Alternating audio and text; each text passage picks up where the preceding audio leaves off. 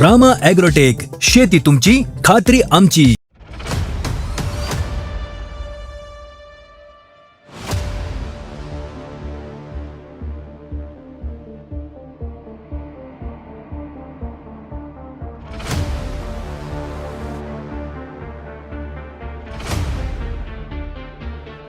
नमस्कार शेतकरी बांधवांनो, मी रामा ॲग्रोटेक प्रतिनिधी किरण केसकर. आपण आता आलो आहे केळीच्या प्लॉटवरती आलो आहे. तर आपण त्याच्याबद्दल माहिती आपण स्वतः शेतकरी सांगा नाव तुमचं. सोमनाथ आजीनाथ जोळ, वाशिम, तालुका करमाळा, जिल्हा सोलापूर. जिल्हा सोलापूर. बरं, टोटल किती क्षेत्र आहे आपलं सांगा. टोटल आपली केळीची ही प्लॉट आहे तो 4.5 एकराचा. 4.5 एकराचा. किती रोप टोटल? टोटल आपली 5,500 रोप आहेत. आणि ह्याच्या लागणीमधलं अंतर किती असं? लागणीबद्दल 7x5 पहिल्यापासून आम्ही जी केळी करतोय 7-8 वर्षापासून, ती 7-5 अंतर परफेक्ट आहे. त्यामुळं त्याच अंतरामध्ये केळी लावतो आम्ही. किती वर्षापासून आपण केळीचं उत्पादन घेत आहे? 8 वर्षापासून. 8 वर्षापासून घेत आहे. तर गेल्या 8 वर्षापासून जे तुम्हाला रिझल्ट जाणवले आणि आताचे जे रिझल्ट आहेत ह्याच्यामध्ये काय फरक वाटतो? तर एक सगळ्यात महत्त्वाचा विषय तुम्हाला आता बोलायचं झालं तर 8 वर्ष झालं मी केळी करतोय, पण शेणखत वापरायचो, कोंबड खत वापरायचो आणि रासायनिक वापरायचो. पण जैविक आम्ही वापरत नव्हतो. गेल्या वर्षीपासून थोडंफार जैविक वापरायला लागलो. आणि ह्या वर्षी जो प्लॉट आहे आपला जो आता आलेला ह्या वर्षीचा तो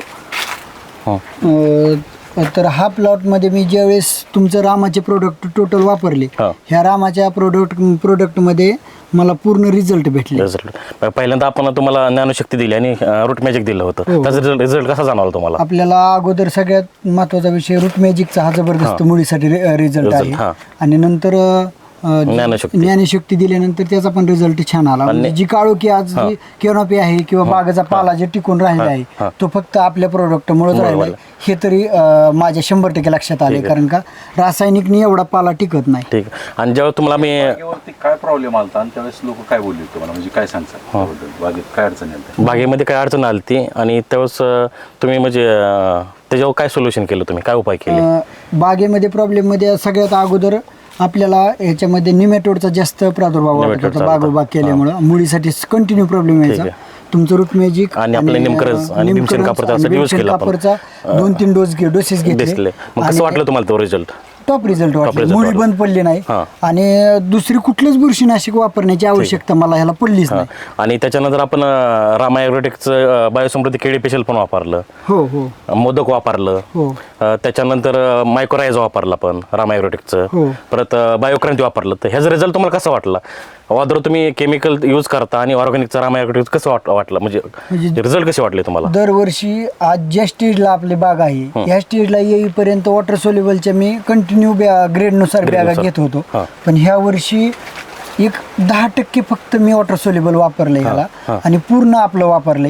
एवढा रिझल्ट मला तुमच्या प्रोडक्ट मधनं भेटला. तुम्ही समाधानी आहेत का बाबा? 100% समाधानी. की आज जी माझ्या बागेची परिस्थिती होती का की कोणच म्हणत नव्हतं की ही बाग राहून द्यावी.